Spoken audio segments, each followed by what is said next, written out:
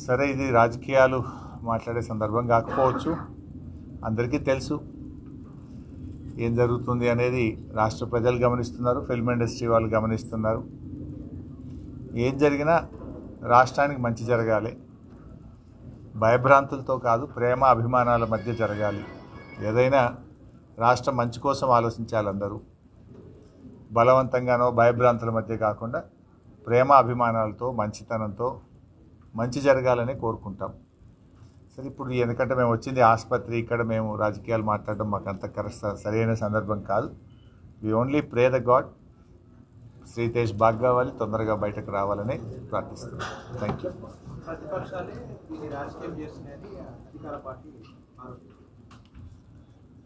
సరే, నువ్వేమో రాజకీయాలు మాట్లాడంటే నువ్వు పదే పదే క్వశ్చన్లు, రాజకీయమైన క్వశ్చన్లు వేస్తావు. చెప్తావు బాధ ఉంది, చెప్పపోతావు బాధ ఉంది. ఇప్పుడు ప్రతిపక్షాలు రాజకీయం చేస్తుందా, ప్రభుత్వం రాజకీయం చేస్తుందా అందరికీ తెలుసు కదా. నేను ఒక మాట సింపుల్గా అడుగుతున్నా భాయ్ సాబ్. 12 రోజుల తర్వాత కదా ముఖ్యమంత్రి స్పందించింది.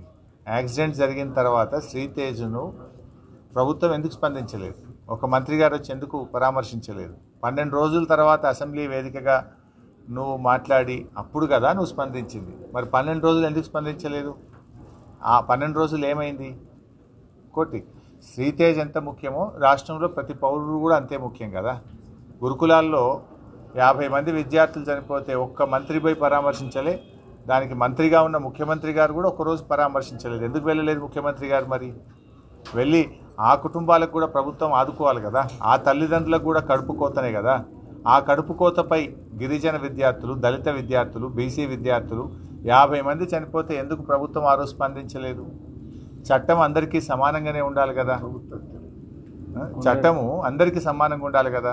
ఈ రాష్ట్రంలో సాయిరెడ్డి అనేటువంటి మాజీ సర్పంచ్ చనిపోయి సూసైడ్ నోట్ రాస్తే ఈ రోజు వరకు దాని మీద ఎఫ్ఐఆర్ ఇష్యూ కాదు.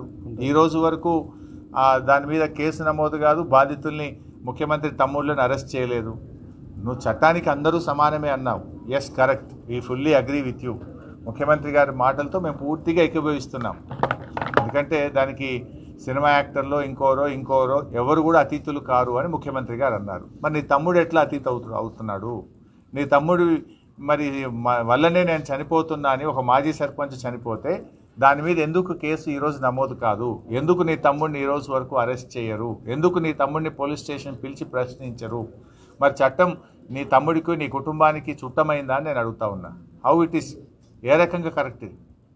సో ఇంకా చెప్పాలంటే చాలా విషయాలని మేము మళ్ళీ మాట్లాడతాం, కానీ ఇది సందర్భం కాదు, ఇది హాస్పిటల్. దయచేసి మీరు కూడా అర్థం చేసుకోండి.